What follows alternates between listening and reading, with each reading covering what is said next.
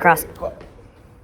Before you even cut me off, before you even say anything, we're going to talk about area of a triangle. We already talked about area of other things. Let's talk about area of a triangle. So I already put it up here. I don't have to use any movie magic. Oh, man. So we have a triangle that has a height of 3 feet and a base of 6 feet. So here's what we need to do. The area of a triangle, here's the formula. As long as you remember this, you are going to be so good to go. But letters? Area of a triangle equals 1/2 the base and the height. So base times height. Base, height, base, height. It's usually the bottom, but sometimes they try to trick you. I'll see if I can get some different examples to try to trick you up with the base and the height. So first thing I need to do is 1/2, that goes down there, times 3 feet, 6 feet, which is our base, times, I'm gonna use this little dot for multiplication, 6 feet, times, this dot's for multiplication, 3 feet. So I know 6 times 3 is 18, so I'm gonna write 18 feet squared. Don't forget that, that's important. I'm gonna bring this 1/2 down. And that means I gotta do an A equals again, just to make sure that I stay consistent. Times this. Well, how do I do this? Well, one way you could do this, I'm gonna do some work right here. I could say 18 feet squared divided by 2. Oh, word, like a fraction? One way I can do it. And I know that I'm going to get 9 feet squared. Mm-hmm. Another way that I can solve, and I'm gonna do this in a different color actually. Let's do it in red.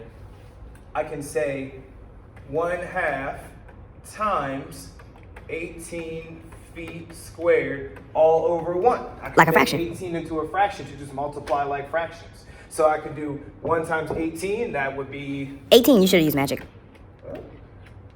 That would be 18 feet squared. 2 times 1 is 2. And isn't it funny that we just got the same thing? So either way it works, but you're still going to get the answer of 9 that's lit. feet squared. Let's see if I can trick you now. All right. So this problem says 8 inches is this side right here. 10 is our base. 10 is our base. And 6 is our height. So we would go ahead and write that in as 1/2 times our base, which is 10 inches, times 6 inches, which is our height. All right, what about 8, though? We ignore the 8 completely. We totally ignore that 8. We don't need it. It's not any part of our problem right now. So then we go ahead and keep going.